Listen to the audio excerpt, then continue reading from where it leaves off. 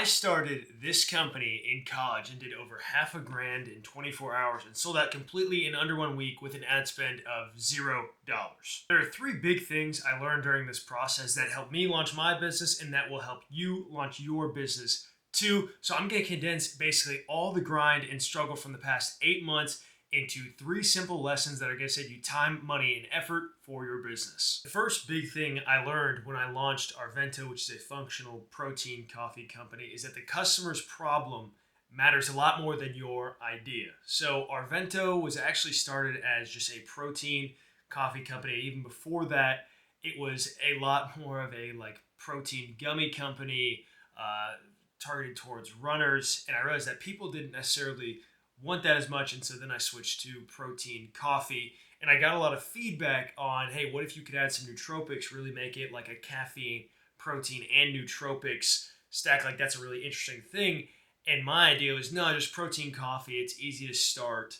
But that was actually a pretty big misstep for the first couple months, in that I was making a formula for a product that already was really out there. I hadn't done my research on that idea and really what people wanted to be solved. It's that they didn't just want protein in their coffee, they wanted an all-around better for you coffee. And so this is applicable for a wide range of businesses, in that your idea can be great. I'm sure it's awesome on your own, but really you have to be focusing on what is the customer's problem. And so that means for someone like me with a coffee company, was going from, instead of I want to make a protein coffee company, it's focusing on why would a customer want protein and what else would they want with their coffee. And so ultimately it goes from, I want to start that company with this idea, to there's actually a need in the market for active young professionals to have a better for you coffee that not only energizes their mind but also their body. Just even a statement like that, where it's focusing much more on the customer, much more on the problem,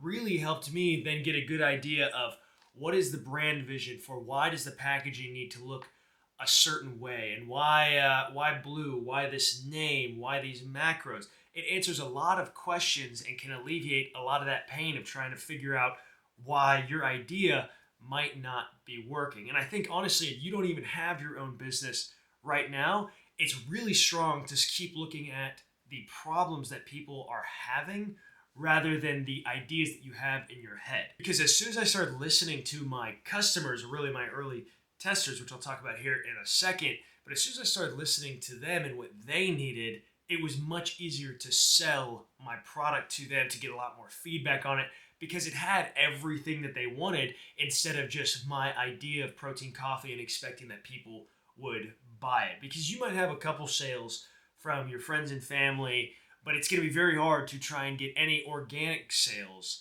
if you aren't actually solving a legitimate problem for people. And that leads me into the next point, which is to test early and often. So when I had my protein coffee, I was giving it out to friends. I was getting feedback on, the flavor. How does the coffee actually taste? The important stuff, because I knew that it was going to be really important if I wanted to figure out really anything about how am I going to sell this coffee to someone. You have to really test. It's never going to be perfect right at the start.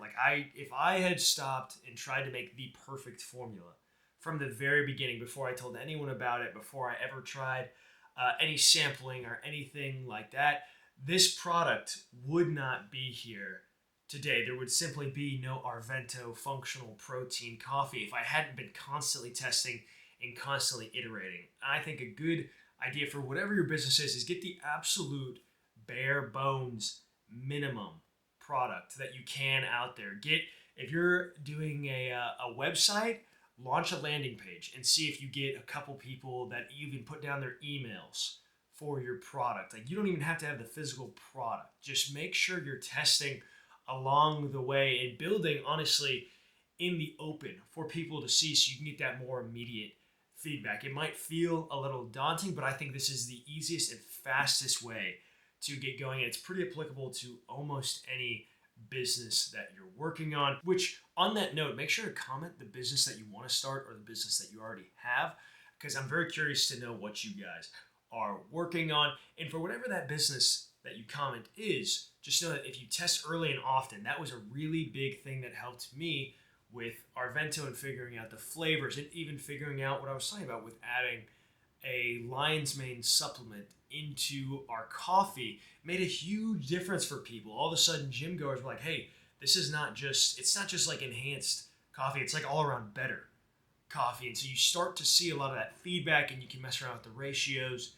Friends, family, anyone that you can offer it to is going to be really, really good feedback. And you have to get over that fear of, being afraid that people might not like it right away. Because I know when I was launching this, that there were people that didn't necessarily love the idea. They thought it was a saturated market, but then we sold out in a week, and it's because I just kept going and kept testing. With this, I also think you avoid a lot of that over planning, trying to make things too perfect, trying to make it a one-shot trial. Like, you're gonna fail dozens of different iterations before it's probably the product that you're ready to have like out on the market and that you want to actually be selling. So, and that's okay. Honestly, that's completely fine. But you have to test early to even know if you have something that's worth it. And like, that's why when I had protein gummies for runners, I kind of told people about that. It didn't seem like there was a ton of interest. I switched to protein coffee, a little bit more interest, but still a lot of problems with that. Added the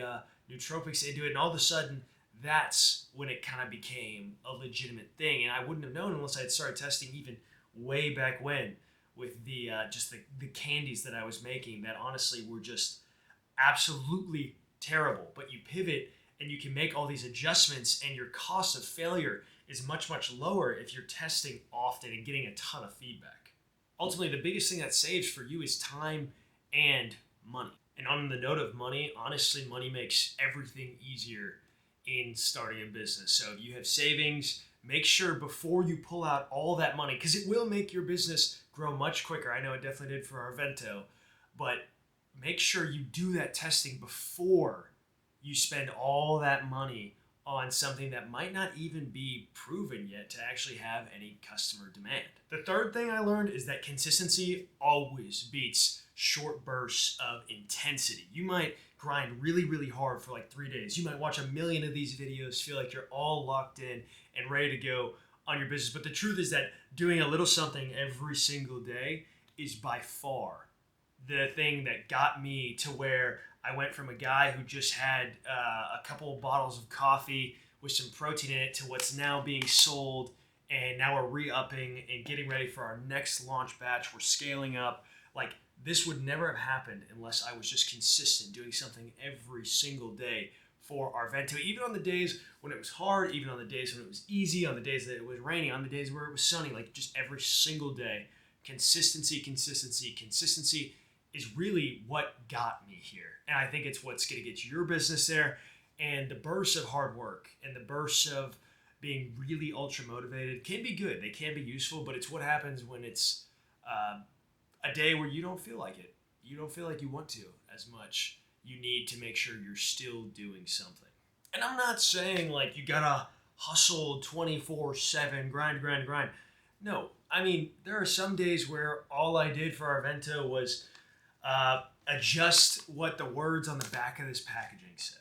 You know what I'm saying? Like there's not always a day where you can do absolutely everything, grind 8 hours a day, because there are other things going on in life. You probably are either in school or you have a full-time job or at least a part-time job. You're probably doing something that keeps you tied up. And so it's like you might not have all this time. Like I was a full-time student and I worked for the university. I was active in other organizations. Like I was a busy person, and to keep all that up, there were some days where again it was just small things that every day you woke up one little bit further. Some days it was a bigger step, some days it was a smaller step, but as long as you're taking that step forward is what really will make the difference. So I would say have one daily non-negotiable thing you're going to do for your business, one daily time slot, one daily email that you have to send out. For me personally, it was setting aside at least 10 minutes. Just 10 minutes, something super sustainable. Now, there were a lot of days I worked more, but at least 10 minutes every day is what I did. I was like, just one thing. It might be an Instagram post. It might be writing marketing. It might be doing another batch of coffee. It might be finding a supplier. Like those were things that I did. Like if I could just get one of those a day, then it would work out really well for me. I had that belief, and it ended up starting to work out pretty well for me. Building a business is hard. There's no way around that. It was much harder than I thought it was going to be. You know, I was like you, I had watched all the videos, I had tried all the things, I had a bunch of different ventures. I probably had 12 other things I tried before this. And none of those videos really told me about those three simple things. I mean, you know, it kind of boils down to that stuff. You know, it's like you need to make sure that you're focusing on someone's problems. You need to make sure then once you have that problem identified that you're testing it and you're making sure that this is actually the problem. Just keep reiterating on what is the problem, what is the problem. Test your idea. If it doesn't work, don't be afraid to pivot, and then just make sure you're doing that every day consistently, something a little bit every day. These are very simple things that you can implement into your life starting right now after this video. They're not super glamorous by any means. They're not like magic shortcuts. They're just kind of ways of thinking and doing things that really helped me take an absolute zero idea, horrible thing in protein gummies, which I'm sure there's still someone out there probably could do it right, but I wasn't that guy at the time, into something that now we've done multiple thousands in revenue in just like our first week. And now we're scaling up and we're getting like new packaging designs, thinking about new flavors. Like a lot of really exciting stuff came from just these three little principles. If you want more advice on how I launched my business in college, click here. Thanks, y'all.